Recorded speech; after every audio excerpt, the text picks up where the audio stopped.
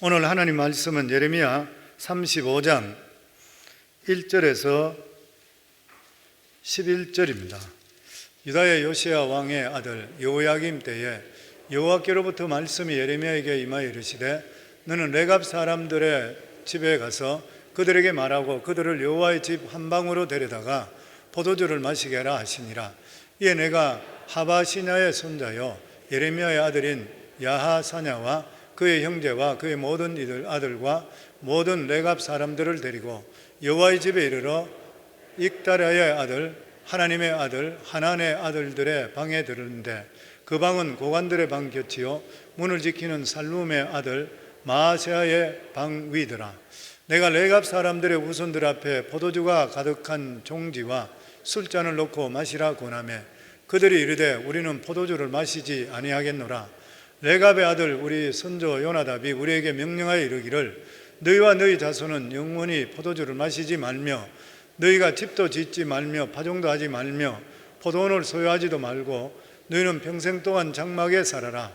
그러면 너희가 머물러 사는 땅에서 너희 생명이 길리라 하였으므로 우리가 레갑의 아들 우리 선조 요나답이 우리에게 명령한 모든 말을 순종하여 우리와 우리 아내와 자녀가 평생 동안 포도주를 마시지 아니하며 살 집도 짓지 아니하며 포도원이나 밭이나 종자도 가지지 아니하고 장막에 살면서 우리 선조 요나답이 우리에게 명령한 대로 다 지켜 행하였노라. 그러나 바벨론의 느부갓네살 왕이 이 땅에 올라왔을 때에 우리가 말하기를 갈대아인의 군대와 수랴인의 군대를 피하여 예루살렘으로 가자 하고 우리가 예루살렘에 살았노라. 아멘. 오늘 함께 은혜를 나누고자 하는 말씀의 제목은 하나님께 칭찬받은 가문이라는 그러한 제목입니다. 우리가 예수 믿고 나면 저희들의 삶 속에 열매가 많이 맺혀야 됩니다. 성품의 열매가 맺혀서 정말 성품이 급하고 좋지 않던 성품이 온유해지고 부드러워지고 이런 것들도 모든 것들이 열매가 될 수 있죠. 또 뿐만 아니라 주위 사람들 예전에 사랑하지 못했는데 그 사람들을 사랑할 수 있는 그런 마음, 그리고 예수님 때문에 주위에 선한 영향력 끼치는 것, 이런 것들이 우리 삶 속에 열매가 많이 맺혀야 됩니다. 그런데 이런 열매보다도 더 중요한 열매라 그러면은 아마 자손의 열매가 아닐까 그렇게 생각합니다. 성경에 보면은 이스라엘 백성들이 처음에는 믿음적으로 살다가 나중에 믿음적으로 살지 못해서 결과적으로 북이스라엘은 아수르를 통해서 그리고 남유다는 바벨론을 통해서 멸망해 버렸습니다. 하나님께서 택한 민족이고 하나님께서 복을 주셔서 출애굽까지 해주는 이러한 민족이 아예 이 세상에 자취도 없이 망한다는 것은 있을 수가 없는 일인 것이죠. 그런데 이스라엘 백성들은 하나님과의 언약의 백성이었습니다. 그러니까 언약의 백성이라는 것은 언약을 파하게 될 때는 더 이상 하나님께서 그들과 함께할 이유가 없는 것이요. 그러니까 언약을 지키고 있는 이상은 하나님이 책임져 주시지만 언약을 지키지 않을 때는 하나님이 책임질 필요가 없는 것이요. 그러니까 이스라엘 민족들은 언약의 백성으로 하나님께 출애굽시켜 주셔서 가나안까지 데려다 줬지만 그들은 그곳에서 믿음을 지키지 못하고 자손들에게 믿음을 전파하지를 못했습니다. 그런데 이것이 꼭 그때만 있는 것이 아니라 오늘날도 마찬가지인 것이죠. 지금도 유럽은 후손들에게 복음을 전가하는 것을 실패했다 그러잖아요. 그렇게 찬란했던 기독교 문화를 일으켰던 독일이나 또 영국 같은 이런 나라도 지금은 실제적으로 교회에 나가고 있는 사람이 5%도 안 된다 그래요. 예수 믿는 사람 중에서도. 그래서 영국에 나가 있는 우리 최정상 선교사님이라고, 그분은 메일을 보내왔어도 목사님 여기에 제발 선교사 좀 보내주세요. 영국에다 선교사 보내달라 그래요. 그러니까 유럽도 후손들에게 복음 전하는 실패해버렸습니다. 미국도 마찬가지인 것이죠. 점점 줄어들고 있지 않습니까? 대한민국도 마찬가지입니다. 옛날에 전체 인구의 4분의 1이라 그랬는데 지금은 교회에 젊은이들이 없고 어린아이들이 없어진다 그래요. 후손들에 대해서 결과적으로 실패는 기독교 전체가 실패되는 것이요. 그러니까 우리 성광교회 슬로건이 밖으로는 해외 선교, 자녀들은 안으로는 자녀 선교예요. 자녀에 대해서 믿음적으로 우리가 후손을 바로 세우지 못했다 그러면 실제적으로 믿음적으로 실패한 것이에요. 당대만 끝나버리는 것이죠. 솔로몬이 얼마나 위대한 왕이었습니까? 그럼에도 불구하고 솔로몬은 믿음에 실패해버렸습니다.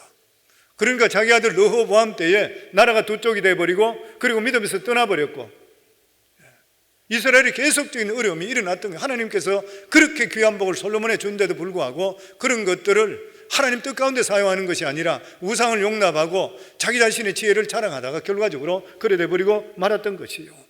그래서 우리 신앙생활 속에 무엇보다도 믿음을 자녀들에게 계속적으로 후손들에게 계속 전수하는 것만큼 더 중요한 거 없어요. 예전에 1984년도에 미국 국무성 교육부에서 미국 전체 중에서 본받아야 될 모범 가정을 정한 적이 있습니다. 그런데 놀랍게도 모범 가정이 누구였었냐면 한국인의 가정이었습니다. 지금은 세상을 떠났습니다마는 고광림 박사, 전혜성 박사 부부 가정이었습니다. 아직 전혜성 박사는 살아 있으시죠. 이 고 박사는 서울대에서 최연소 법대 교수를 했고 5개 부분의 학위를 가지고 있고 주미공사를 지냈던 그런 사람, 그리고 부인 전 박사는 예일대 교수로 사회학을 가르치고 있는 그런 분이었습니다. 거기에 6자매가 있는데 모두 다가 예일대, 하버드대, 그리고 옥스퍼드대를 졸업했습니다. 그래서 그를 취재하는 사람들이 자기들이 들으면서도 혀를 내두를 정도였던 것이에요. 무엇이 이 자녀들을 이렇게 성공적인 삶을 살아가게 했는 것인가? 무엇보다도 다 믿음 안에 있는 것이에요. 그러면 시민기자가 인터뷰했을 때 전 박사는 이런 이야기를 했습니다.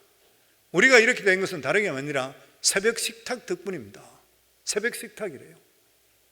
이 고 박사가 매일 새벽 3시 52분이 되면 롱아일랜드 대학에 출강하기 위해서 새벽 기차를 타야 됩니다. 그러니까 자녀들 모두 새벽 3시에 깨우는 거예요. 새벽 3시에 다 깨어서 아침을 같이 하며 하나님께 기도하면서 하루를 시작합니다. 그리고 금요일이 되면은 온 가족들이 항상 같이 저녁에 모이고 주일이 되면 꼭 아이들과 함께 하나님께 와서 예배를 드리는 것이에요. 뭐 그런 이야기도 있습니다. 그 전혜성 박사가 아주 똑똑했던 모양이에요. 학교 다닐 때도 옛날에. 그래서 학교에서 1등에 오니까 엄마 내가 1등해서 학교, 그러면 어머니가 그래 이야기한대요. 그래 너무 잘했구나. 그런데 항상 덕이 재주를 이겨야 된다. 네가 그렇게 자랑할 때에 상처받는 사람이 생길 거 아니냐. 2등 했는 사람, 3등 했는 사람. 그러니까 덕이 항상 재주를 이겨야 된다. 이렇게 가르쳤다 그래요. 거기다 믿음까지 같이 가르쳤다 그래요. 세상에 믿음만큼 더 중요한 것이 있습니까? 우리를 살려주시는 분이 바로 하나님이시요. 러시아의 유명한 철학자 알렉산드르 솔제니친 잘 알고 계시잖아요. 이 사람이 소련이 망하게 됐을 때에 소련 사람들 어른들이 이야기하는 것을 자기가 어릴 때 들었는데 뭐냐면은 어른들이 했는 말이 뭐냐면 소련이 이렇게 되었던 그런 이유는 가장 큰 재난의 이유가 뭐냐면은 하나님을 떠났기 때문이라. 그리고 나서 그는 50년 동안 러시아 혁명에 대해서 연구를 했는데 실제로 혁명에 대해 연구해 보니까 그 이상 더 정확한 대답은 없더래요. 하나님을 떠났는 죄.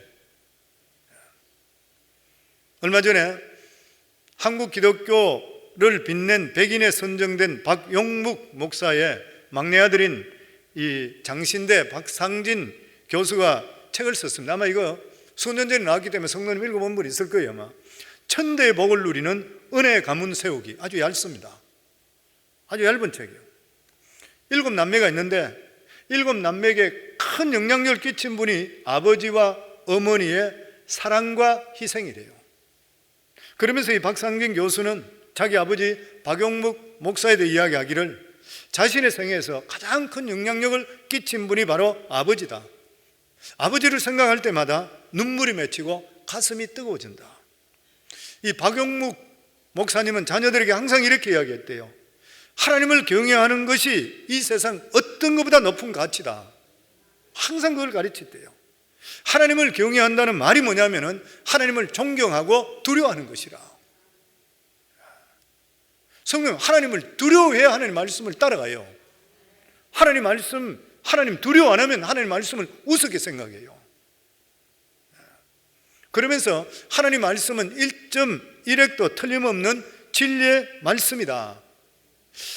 우리가 세상에 어떤 지식, 그게 어떤 공부가 됐든 어떤 책이 됐든 어떤 지식을 얻었다 하더라도 하나님을 경외하는 기본 자세가 있어야지 가치가 있어진다. 그렇잖아요. 이 세상에 아무리 박박사가 되고 아무리 돈을 많이 가졌다 하더라도 하나님을 경외하는 기본 자세가 되어 있을 때 그게 복이 되는 거예요. 그거는 복이 될 수가 없는 것입니다. 그러면서 7 자매를 훌륭하게 키우는 그런 것이 뭐냐면 가정예배 때문이라고 그랬다 그래요. 그래서 성도님들 가정예배 드리셔야 돼요. 매일 저녁에 잠자리 들기 전에 우리 성도님들 부모님 자녀들하고 가정예배 드릴 수가 있으셔야 돼요. 아이들에게 그만큼 더 귀한 것은 없습니다. 저도 목회자로 부름 받고 목회하기 전까지는 매일 가정예배 드렸습니다. 자녀들에게. 자녀들은 한국말 읽도록 해주고 저는 영어로 성경 읽고 그러고 나서 같이 이야기하고 묻고 이런 걸 계속했어요.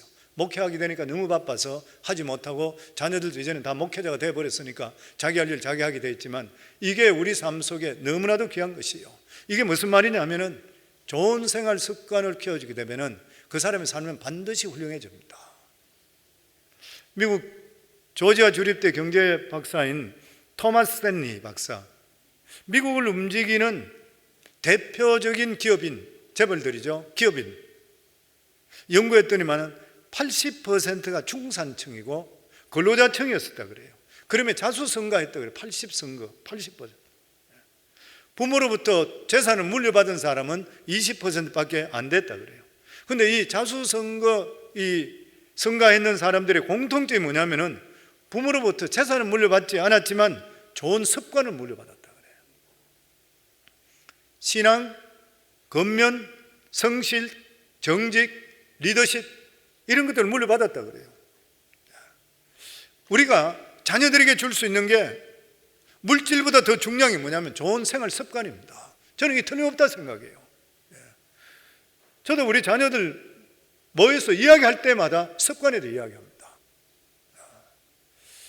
습관이 우리의 발목을 잡아버리면 발전을 못하게 되잖아요. 나쁜 습관이 있다면 좋은 습관으로 바꿔라.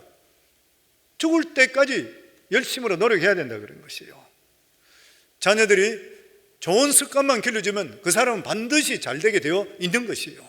더더욱이나 자녀들에게 믿음의 귀한 이러한 습관, 주일날 되면 반드시 하나님께 나온다, 그리고 하루에 한 번씩은 성경 읽는다, 그리고 큐티한다, 이런 것들만 자녀들에게 부모님이 하시는 모습들을 보여주며 계속적으로 하되면 그 자녀 반드시 하나님 축복하십니다. 예레미야 35장 오늘 읽은 이 말씀을 보면은 신앙의 모범인 레갑 족속에 대해 말씀합니다. 아마 별로 안 들어본 계신 분이 계실 거예요. 레갑 족속. 근데 성경에 보면 구약 성서 중에서 안에 내용 중에서 하나님께서 여러 믿음의 가문들이 나오는데 이방인인데도 불구하고 하나님께서 너무나도 감격하고 기뻐해서 축복을 줬던 가문이 뭐냐면 레갑 족속입니다. 이 레갑 족속은 선조, 이 요나단, 자기들의 선조 요나단의 신앙 유언을 예레미야 시대니까 이제 유다가 망하기 얼마 직전이죠. 그러니까 250년 이상 동안을 지켜왔던 그런 가문입니다. 레갑 족속은 모세 장인 이드로의 후손이죠. 그래서 겐 족속이라도 그렇게도 불러요. 모세 장인 이드로가 모세를 만나러 갔잖아요. 그러면서 자기 족속들을 같이 갔던 사람들, 이 사람들이 모세가 이드로 장인에게 부탁해서 광야길을 못 오니까 인도해 달라고 하면서 목도로 가고라 하고 자기가 붙들어 놓고 계속적으로 자기들과 함께 40년 동안 같이 행진했잖아요. 그러고 나서 가나안 땅까지 갔습니다.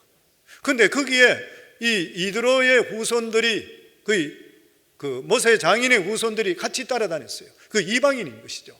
따라다니면서 메인스트림도 아닌데도 불구하고 하나님께 주시는 그 말씀을 다 받아먹는 것이에요. 그러니까 그렇게 이야기합니다. 찌끄러기 음식을 받아 먹은 사람이래요. 이 사람들은 찌끄러기 음식을 옆에서 그냥 따라다니면서 받아 먹는 음식을 먹었는데도 불구하고 실제적으로 택한 백성이 매번 말씀 전했는 것보다도 확실하게 더 믿음이 들어버렸어요. 성경에 그런 사람, 갈렙도 그런 사람이죠.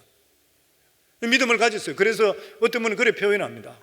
고기를 잡으러 배를 타고 나가는 것 같으면 그물을 던지게 될 때 고기가 올라오기 시작할 때 갈매기가 떼를 지어서 날아드는 거예요. 그래서 고기를 쪼아가는 것이에요. 찌꺼기를 먹는 것이에요. 그러니까 이 겐 족속들이 이러한 족속들이었을 때 그런 식으로 하나님 말씀을 받았는 것이에요. 그러면서 가나안 땅까지 같이 들어갔습니다. 가나안 땅까지 같이 갔는데도 불구하고 그들은 안에 정착하지 않고 유랑민으로 있었습니다. 자기 조상의 말을 듣고 유랑민으로 그대로 있었던 것이에요. 그러다가 유다의 전쟁이 일어나게 되게 되니까 자기들이 천막을 치고 밖에 있다가 성이 없으니까 막을 수 없으니까 예루살렘 성으로 피신해 들어갔던 것이에요. 이렇게 예루살렘에 들어갔을 때 하나님께서 예레미야에게 말씀이 임합니다. 예레미야 선지자에게 말씀이 임하면서 이 겐 족속, 레갑 족속들을 성전 안으로 불러서 한방으로 불러들여서 그들에게 포도주를 마시게 하라고 했어요. 우리 2절 말씀을 같이 읽습니다. 너는 레갑 사람들의 집에 가서 그들에게 말하고 그들을 여호와의 집 한방으로 데려다가 포도주를 마시게 하라 하니라. 하나님이 사람들에게 술 마시라고 그렇게 명령했습니다. 좀 이상하잖아요. 신입생 환영회 가서 술 마시라 그러고 또 군대에 가서 억지로 술 마시라 이런 일이 있을 수 있죠. 그런데 하나님께서 저 사람들에게 술을 마시게 해라. 하나님께서 이렇게 마시라고 말씀을 했던 그런 이유가 뭐냐면 이 레갑 족속들의 신앙을 알고 계시기 때문에 그렇습니다. 하나님이 말씀하더라도 이 사람들은 반드시 안 지킬 것이라, 그들은 자기들의 조상들의 줬던 그 말씀을 지킬 것이라 이것을 하나님께 알고 계시기 때문에 그들에게 포도주를 마시게 해봐라 그렇게 말씀했던 것이에요. 왜냐하면 하나님께서는 사람을 절대로 시험하지 않습니다.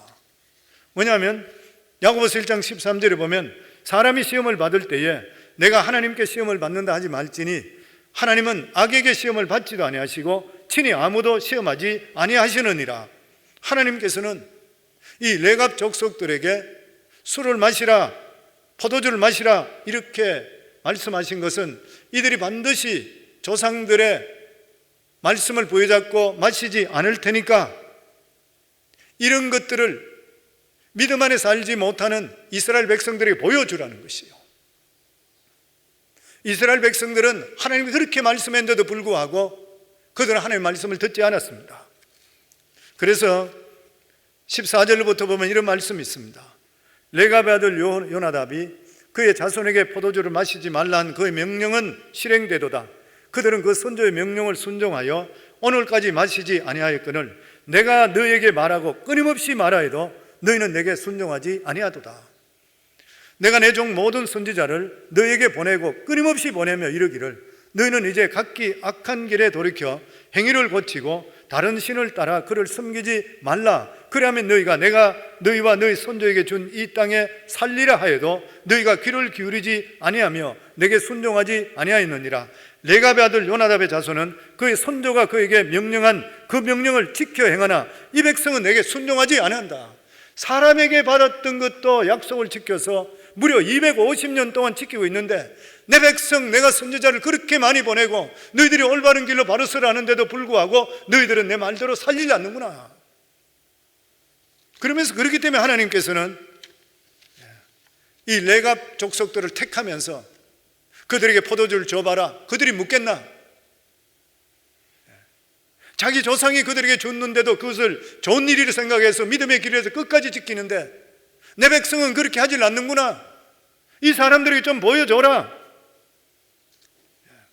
그래서 예레미야 선지자가 레갑 족속들을 불러서 방으로 불러드립니다. 그리고 나서 포도주 한 사발 가득히 따라서 마시라고 보내는 거예요. 그럴 때에 이 레갑 족속은 예레미야 말을 거절하면서 이렇게 대답합니다. 6절에서 8절입니다. 같이 읽습니다.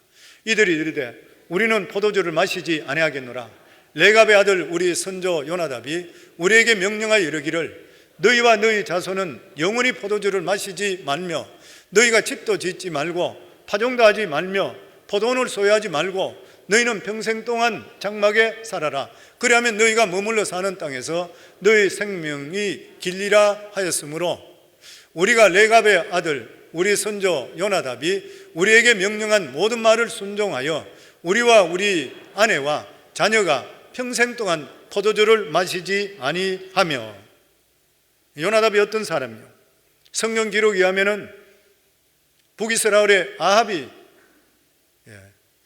바알을 섬기고 아세라를 섬기고 아합 왕같이 나쁜 왕이 없었잖아요.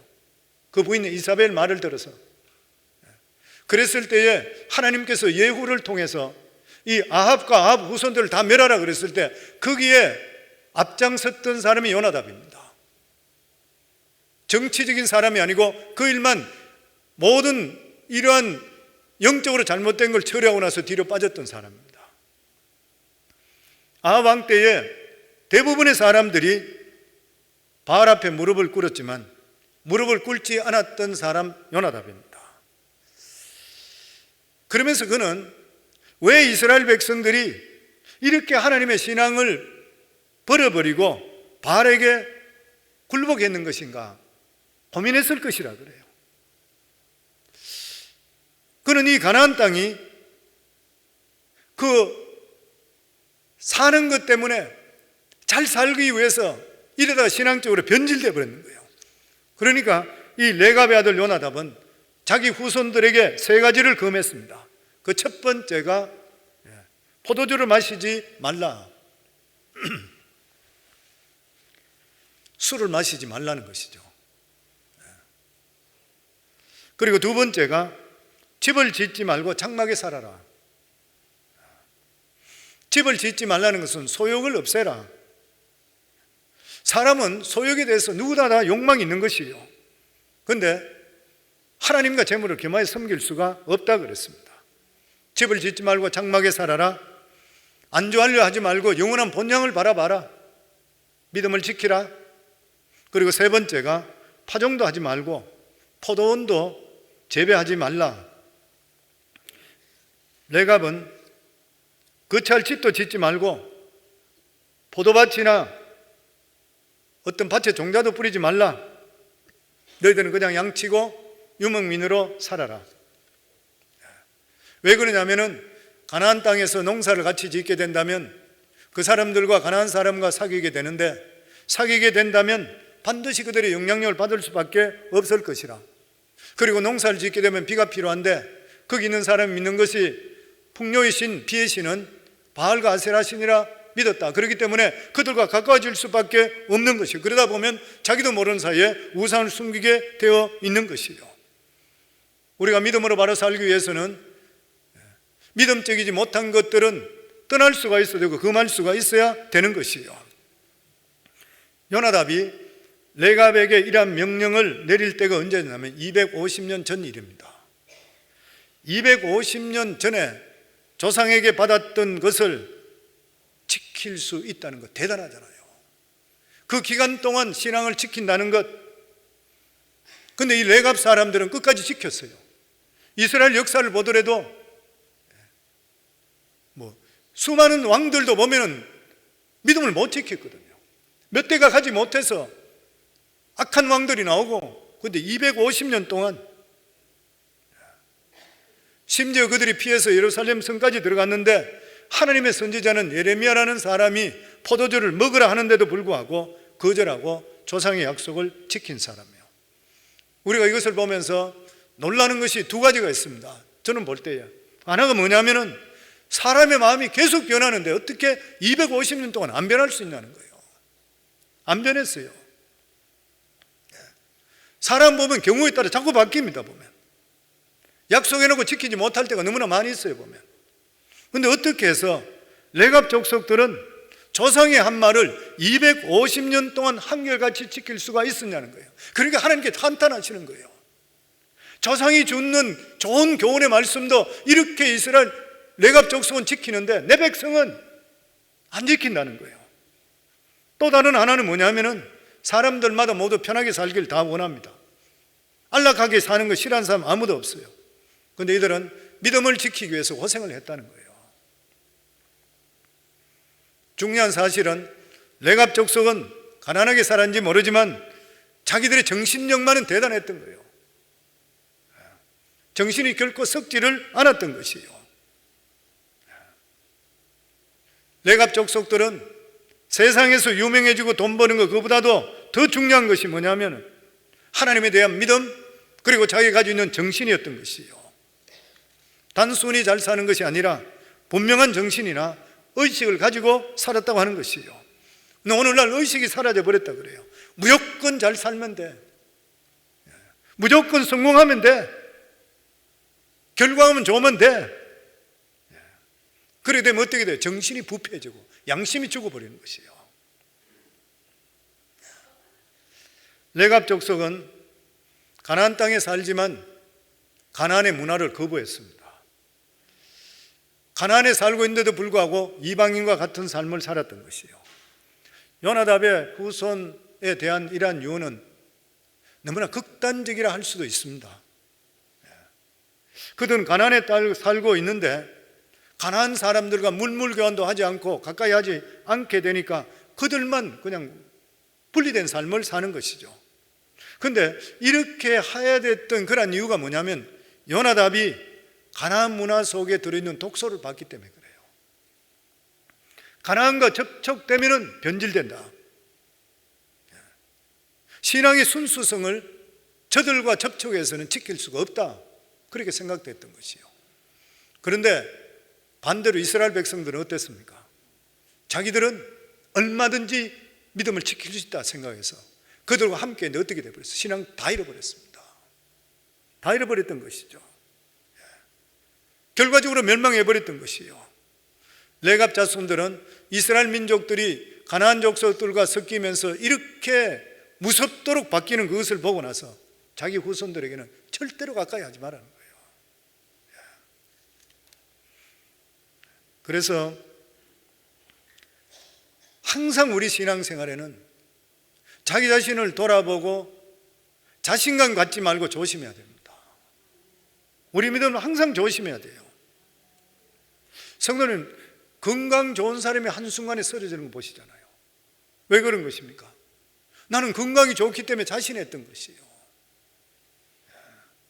자기가 너무 건강을 믿으니까 나는 괜찮다 생각하는 바람에 갑자기 병이 발병하는 경우가 생겨요. 내 몸속에 뭐가 있는지 모르거든요, 보면. 그런데 평소 몸이 별로 좋지 않는 이런 사람, 골골하는 사람들, 병만 생기면 병원에 가 진찰받아요. 건강하게는 살지 못할지 모르지만 오래는 사셔요. 갑자기 가는 경우는 없는 것이에요. 암이 왜 무서운지 아십니까? 암이 무서운 이유가 뭐냐면은 진행되는 과정을 모르기 때문에 그렇다 그래요. 암이 생겼다 그러면은 거의 내가 느낄 때는 거의 고칠 수 없는 경우가 한대요. 암이 그래서 무섭다고 하는 것이에요. 반면에 감기를 보고 고마운 병이라 그래. 왜 그러냐면 감기가 드는 순간 코가 막히든지 기침이 나든지 목이 아프든지 반응이 나타납니다. 그래서 사람들은 감기를 항상 조심해요. 일본 발표한 통계에 의하면 감기 잘 걸리는 사람이 오래 산답니다. 감기 안 걸린다고 자랑할 필요 없는 것 같아요. 무슨 말인 것이에요? 무슨 일인 자신내면 안 돼요. 항상 조심해야 돼. 신앙생활도 마찬가지입니다. 내가 이 정도 됐으니까 천만에요. 자신할 거 하나도 없어요. 우리 성경적으로 볼 때에 우리 그리스도인들이 이 세상을 살아가는 데는 보통 세 가지로 살아갑니다. 하나가 뭐냐면 레갑 족속이나 침례 요한과 같은 그런 삶이죠. 옛날에 바리새파 있을 때 에세네파와 같이 분리된 삶입니다. 신앙촌, 자기들만 사는 것, 세상에 들어오지를 않는 것입니다. 그리고 또 한 판은 롯과 같은 그런 자세입니다. 롯은 마음으로는 소돔 사람들, 죄악 가운데 있는 소돔 사람들의 죄에 동의하지 않았지만은 먹고 살기 위해서 소돔 시민이 되었습니다. 그러면서 롯은 점점 소돔 사람들과 동화되기를 시작했는 것이요.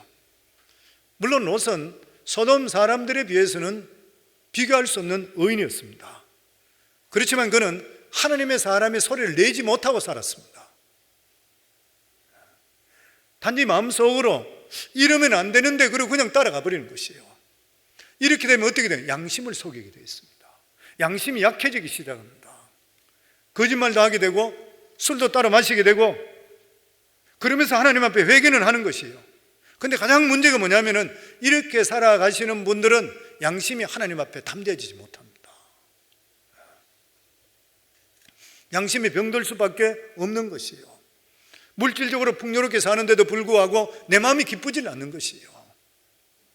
그리고 다른 한쪽이 뭐냐면은 예수님께서 말씀하시는 신약의 삶입니다. 뭐냐면 누룩의 삶이라고 그러죠. 누룩은 섬에 드는 것이에요. 예수님은 우리가 빛과 소금이라고 그랬으니까 섬에 드는 것이요, 섬에 드는데도 불구하고 동화되지를 않는 것이요, 이 세상에 사는데도 불구하고 세상에 빠지지를 않고 세상을 오히려 변화시키는 능력을 가진 그러한 사람들. 근데 이렇게 될 수 있는 이유가 뭐냐면은 하나님의 말씀이 능력이 우리 속에 있어야 되고 신앙 공동체와 연결이 되어 있어야 됩니다. 이렇게 하지 않고는 빠지기 쉬운 것이요, 위험이 있는 것이요. 그래서 이 누룩의 삶을 사는 것은 세상에 공부도 하고 사업도 하고 직장도 다니고 그리고 양심도 있고 바른 믿음을 가지고 있고 그 가운데서 내가 신앙을 지키는 것 가장 바람직한데도 항상 위험성이 있는 것이 뭐냐면 약간만 방심하면 세속으로 빠져버립니다.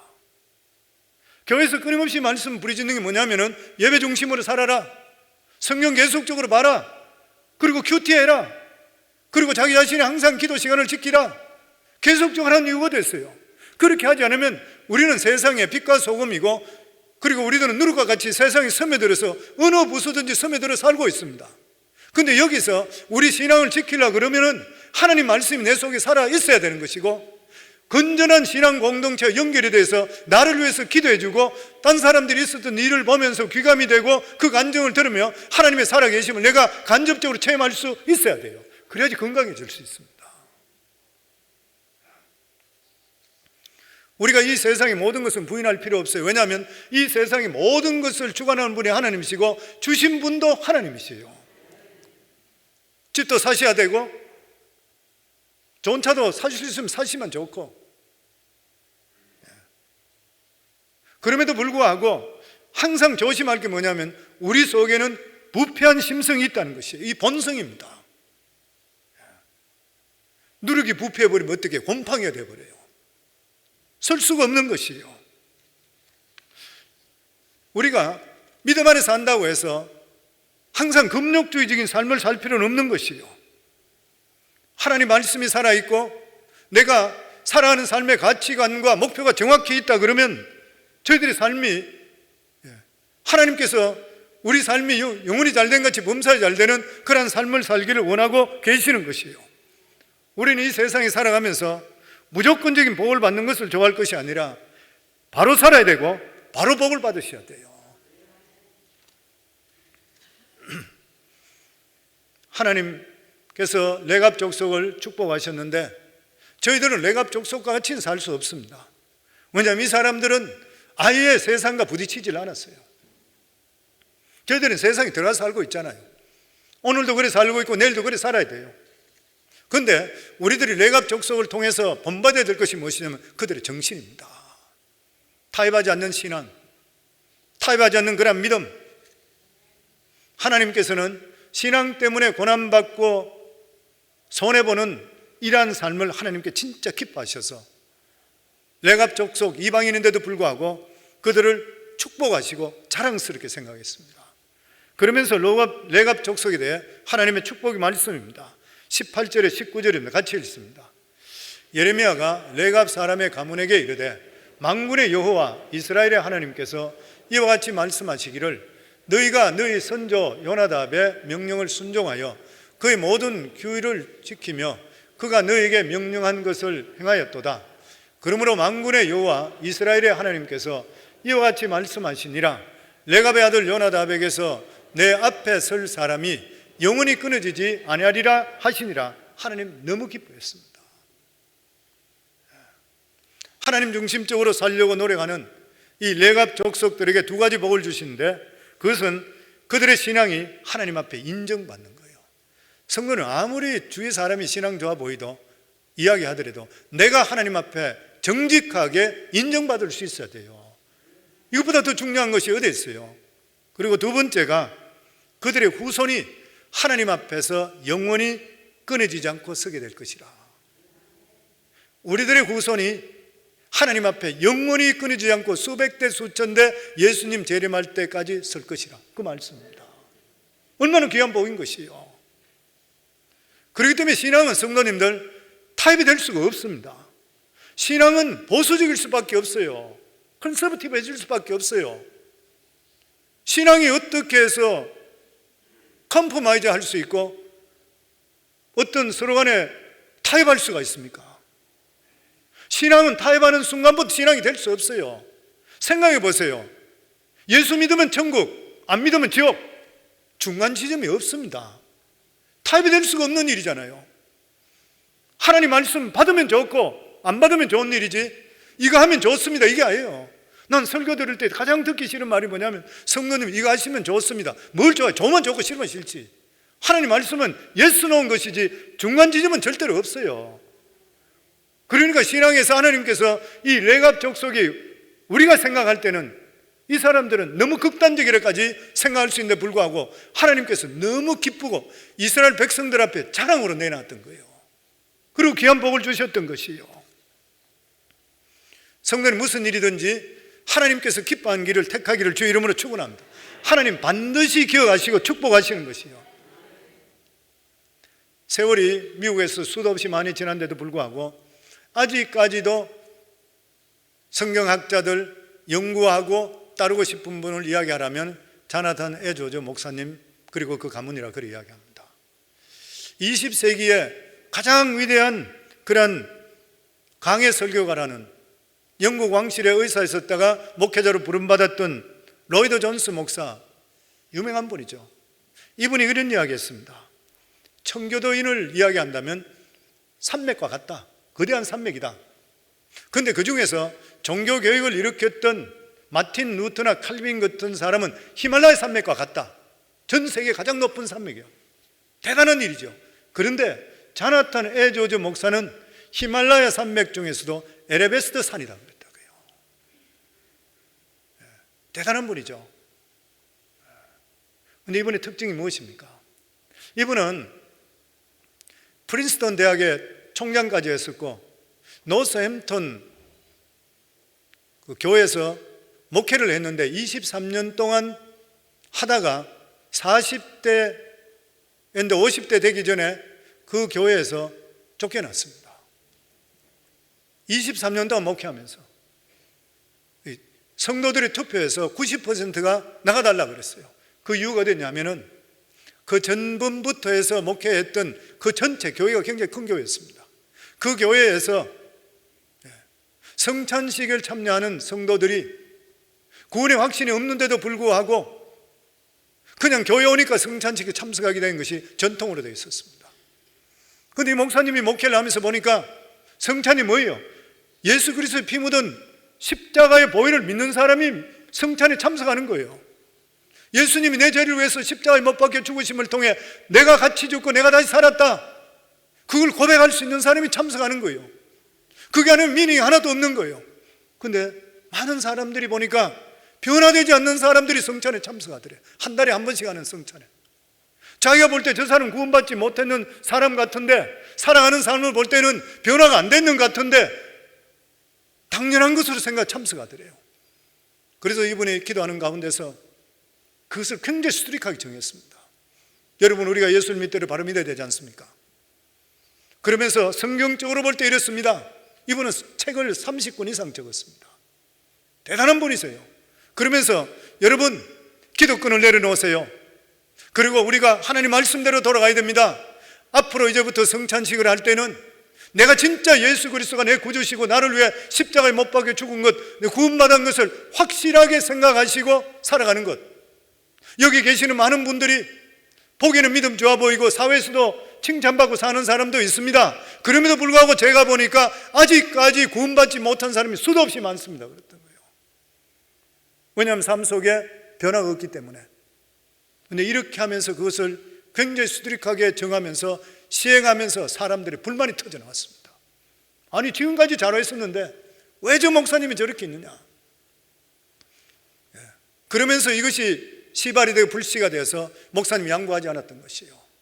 그러니까 교회에서 나중에 그것이 계속적으로 문제가 커져서 전체적인 회의에서 목사님이 오히려 나가달라고 그랬어요.